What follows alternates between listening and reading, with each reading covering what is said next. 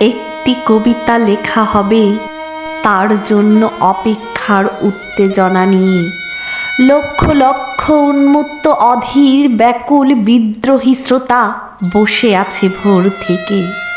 জনসমুদ্রের উদ্যান সৈকতে কখন আসবে কবি? এই শিশু পার্ক সেদিন ছিল না, এই বৃক্ষে ফুলে শোভিত উদ্যান সেদিন ছিল না, এই তন্দ্রাচ্ছন্ন বিবর্ণ বিকেল সেদিন ছিল না। তাহলে কেমন ছিল সেদিনের সেই বিকেল বেলাটি? তাহলে কেমন ছিল শিশু পার্কে, বেঞ্চে, বৃক্ষে, ফুলের বাগানে ঢেকে দেয়া এই ঢাকার হৃদয় মাঠখানি? জানি সেদিনের সব স্মৃতি মুছে দিতে হয়েছে উদ্যত কালো হাত।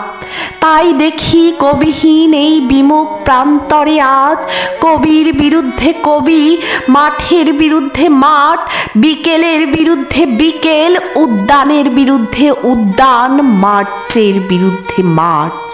হে অনাগত শিশু, হে আগামী দিনের কবি, শিশু পার্কের রঙিন দোলনায় দোল খেতে খেতে তুমি একদিন সব জানতে পারবে। আমি তোমাদের কথা ভেবে লিখে রেখে যাচ্ছি সেই শ্রেষ্ঠ বিকেলের গল্প। সেই উদ্যানের রূপ ছিল ভিন্নতর, না পার্ক, না ফুলের বাগান, এসবের কিছুই ছিল না। শুধু একখণ্ড অখণ্ড আকাশ যেরকম, সেরকম দিগন্ত প্লাবিত ধুধু মাঠ ছিল দুর্বাদলে ঢাকা, সবুজে সবুজময়। আমাদের স্বাধীনতা, প্রিয় প্রাণের সবুজ এসে মিশেছিল এই ধুধু মাঠের সবুজে। কপালে কবজিতে লাল শালু বেঁধে এই মাঠে ছুটে এসেছিল কারখানা থেকে লোহার শ্রমিক, লাঙল জোয়াল কাঁধে এসেছিল ঝাঁক বেঁধে উলঙ্গ কৃষক, পুলিশের অস্ত্র কেড়ে নিয়ে এসেছিল প্রদীপ্ত যুবক। হাতের মুঠোয় মৃত্যু, চোখে স্বপ্ন নিয়ে এসেছিল মধ্যবিত্ত, নিম্ন মধ্যবিত্ত, করুণ কেরানি, নারী, বৃদ্ধ, বেশ্যা ভব ঘুরে, আর তোমাদের মতো শিশু পিতা কুরানিরা দল বেঁধে। একটি কবিতা পড়া হবে, তার জন্যে কি ব্যাকুল প্রতীক্ষা মানুষের। কখন আসবে কবি, কখন আসবে কবি?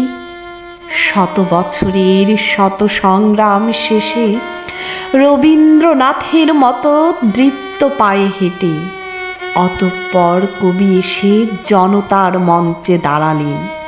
তখন পলকে দারুণ ঝলকে তড়িতে উঠিল জল, হৃদয়ে লাগিল দোলা, জনসমুদ্রে জাগিল জোয়ার, সকল দুয়ার খোলা।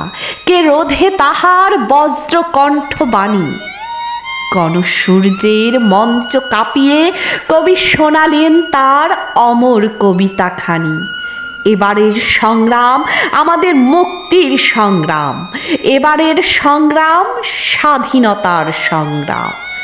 সেই থেকে স্বাধীনতা শব্দটি আমাদের।